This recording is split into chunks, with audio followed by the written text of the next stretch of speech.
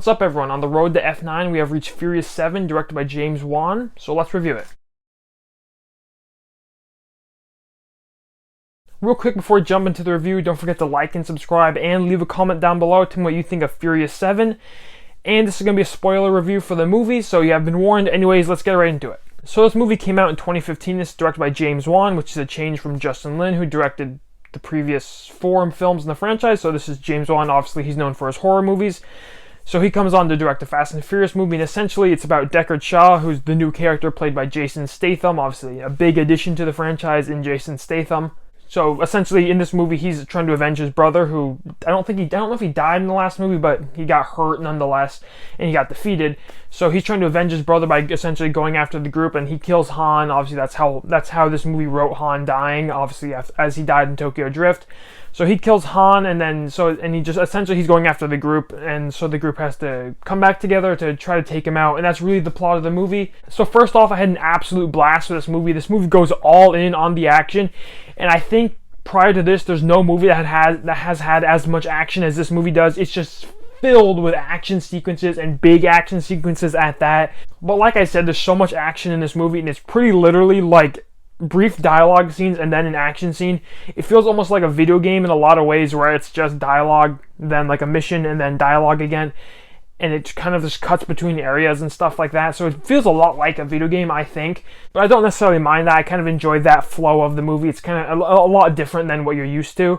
And first, let me just say the action in this movie is absolutely awesome. It's absolutely crazy and absolutely over the top, as we're kind of used to at this point in the franchise, but it's never been more crazy than it is in here. You know, you have Vin Diesel and Paul Walker driving through a skyscraper into another skyscraper, and that kind of stuff is just littered throughout this movie. You have the car parachuting scene in the movie. It's really crazy stuff, and really the action in this movie is some of the best we've seen in the franchise. James Wan does such a good job directing it. It's really intense. It really blends with the plot, and the action feels very justified for the most part. You know what the action is about. It's not just action for action's sake.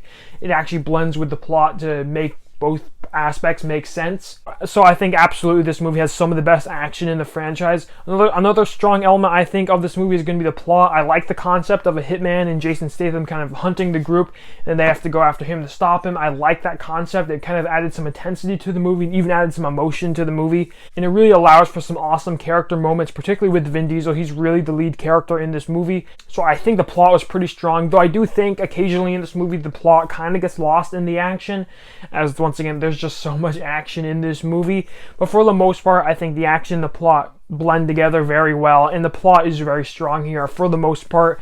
While it's not amazing, and like I said, as the movie goes on, it kind of becomes less about the plot, and it's just about them trying to get Jason Statham. There's not much more to it than that. It's still very enjoyable. It's fairly easy to understand. It's fairly easy to follow, like a usual Fast and Furious movie, and that just makes it very watchable and very entertaining. Characters in this movie are, of course, good as always. You pretty much have the entire group minus Han and Gal Gadot, who both died in the previous film. They're all in here. It's really enjoyable. Dwayne Johnson's not in here as much, as he's pretty much only in the beginning and the end. But nonetheless, the characters are absolutely fine. I've talked about it with Fast 5. I've talked about it with Fast and Furious 6, they're always good, and Paul Walker and Vin Diesel have such good chemistry, although they're not in it as much, obviously, due to what happened to Paul Walker, which I'll get to in a little bit. And another welcome addition to this movie is going to be James Wan directing. James Wan's one of my favorite directors. I love him for his horror films. Some of my favorite horror films of all time are directed by James Wan, but here he takes the action role, and really the first time we've seen him do an action movie. Obviously, he did Aquaman in a few years after this, which I also liked. But I just think he really adds this cinematic element to the movie, as he really James Wan has a style of these panning shots while things are going on. He does it in all his modern movies, Aquaman, Conjuring. You'll notice that it's there's a whole bunch of stuff going on. He's kind of panning around. That's kind of his style of how he films a lot, and this is a lot of cinematic shots, and on a visual scale, no movie in this franchise has looked better. Not that you go into this movie looking for good visuals, but the cinematography in this movie is just really creative, and that's a nod to James Wan, as he just, once again, he brings this style to this movie, and this movie it feels very unique. It feels very much like its own thing while being within the franchise. My biggest complaint with Fast and Furious 6 was that it just felt too much like Fast 5. It really felt like Fast 5 too, because it just seems like they took the Fast 5 format and recreated it. This movie really feels like its own thing, and that's a huge nod to this movie and James Wan as well.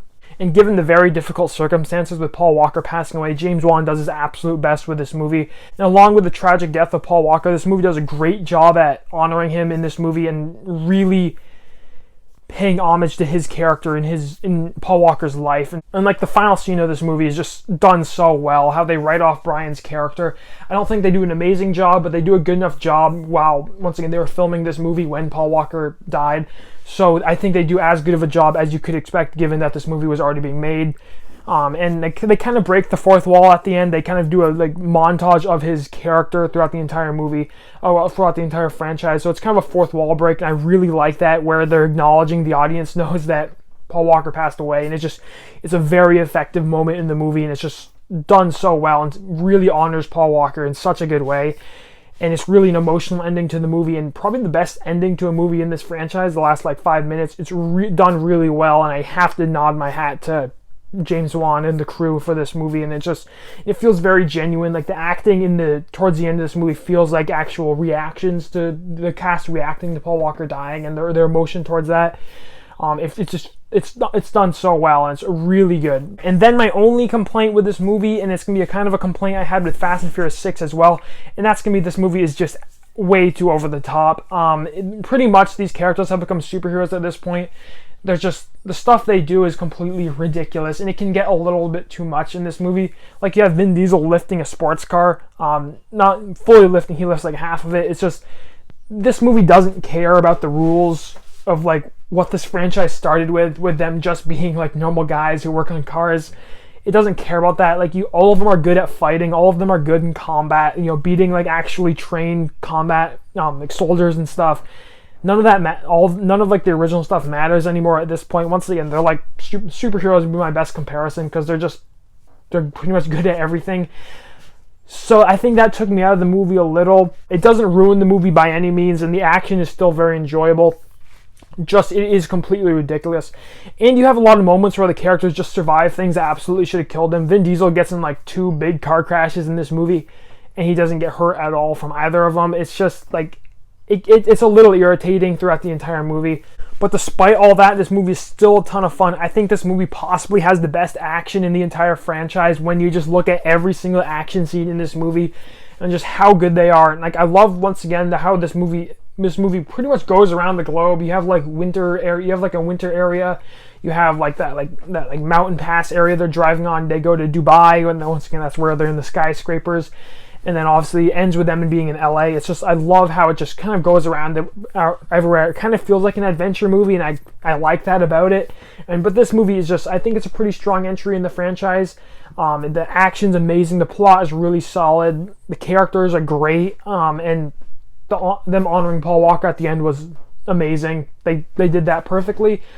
So overall, this movie is really solid and a really good entry in the franchise. And James Wan coming in here directing is very welcome, and he does an excellent job at taking over this movie and doing his best with given the circumstances. So I'm going to give this movie a 3.5 out of 5 and 73%. Anyways, that's going to do it for my review of Furious 7. If you enjoyed the video, don't forget to like and subscribe and leave a comment down below. Tell me what you think of Furious 7. And stay tuned for my review of Fate of the Furious. I can't wait to review that one. It's going to be my first time watching it, because I haven't, that's the only one in the franchise I haven't seen, so I'm really excited to review that one. Anyways, as always, thank you so much for watching, and have a great day.